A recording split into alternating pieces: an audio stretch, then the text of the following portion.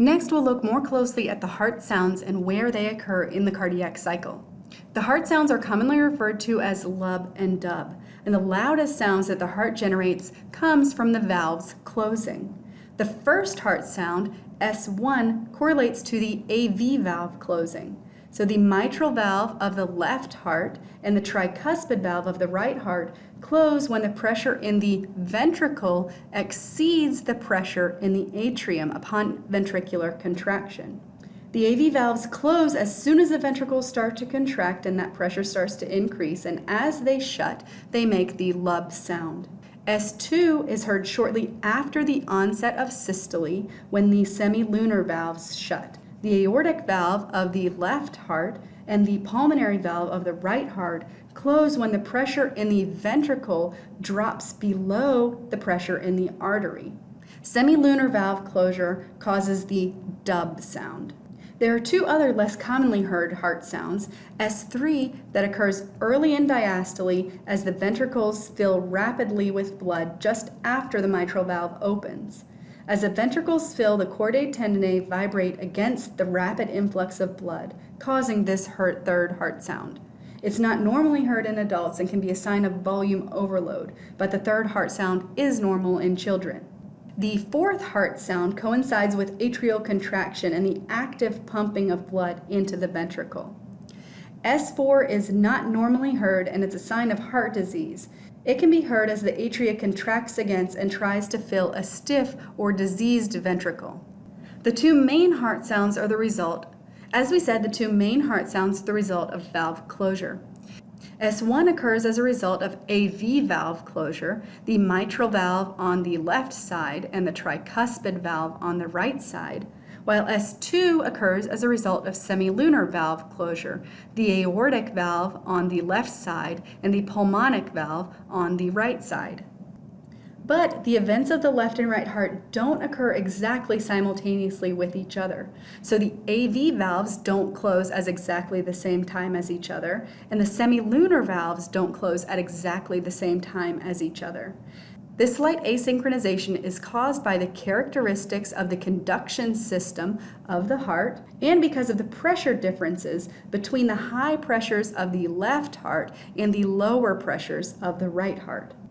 Let's look at the precise timing of events in both the left and right heart through one round of the cardiac cycle, and we'll plot these events on this timeline.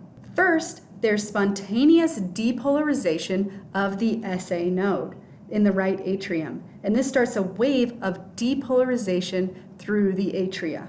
Since the SA node is found in the right atrium contracts just slightly before the left atrium. So right atrial contraction occurring just before left atrial contraction. The wave of depolarization then spreads to the AV node and down into the His-Purkinje system.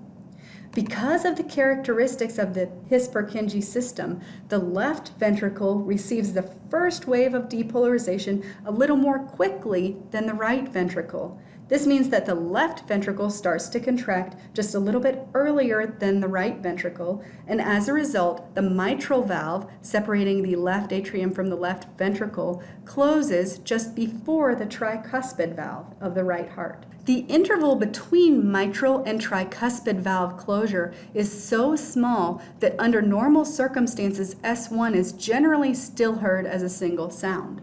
Next, the ventricles continue to contract until the pressure inside them exceeds the pressure in the arteries. When this happens, the semilunar valves open and ejection occurs. Since the right heart operates at a much lower pressure than the left heart, the right ventricle doesn't have to generate as much pressure to open this pulmonic valve as the left ventricle does to open the aortic valve. This means that the pulmonary valve opens and right ventricular ejection occurs into the pulmonary artery just slightly before the aortic valve opens, and left ventricular ejection occurs into the aorta. Next, as the ventricles begin to relax, the pressure in them falls below the pressure in the arteries, causing these semilunar valves to close. And this is what generates the second heart sound. Because the left heart has much higher pressures, the aortic valve closes just before the pulmonic valve of the lower pressure right heart. The left ventricle has to generate higher pressures to keep this high pressure aortic valve open, while the right ventricle doesn't have to generate as much pressure to keep this pulmonic valve open. This means that as the ventricles relax, the pressure at which the aortic valve closes is reached slightly before the pressure at which the pulmonic valve closes. So there's a small difference in timing of the semilunar valve's closing.